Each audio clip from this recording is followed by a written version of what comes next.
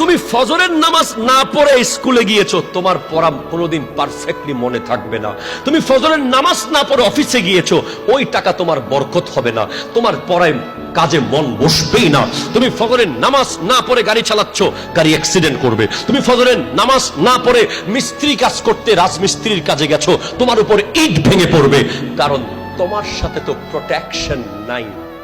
এজন্য ফজরের নামাজের পরপর একটা মিষ্টি বাতাস আসে কি আসে না? এই বাতাস পৃথিবীর কোন হাসপাতালের অক্সিজেনের বোতলে পাওয়া যাবে? এই বাতাস পৃথিবীর কোন এসি থেকে বের হবে? এই বাতাস পৃথিবীর কোন ফ্যান থেকে বের করা যাবে? এই বাতাস পৃথিবীর কোন বাতাসের সাথে মিলবে না।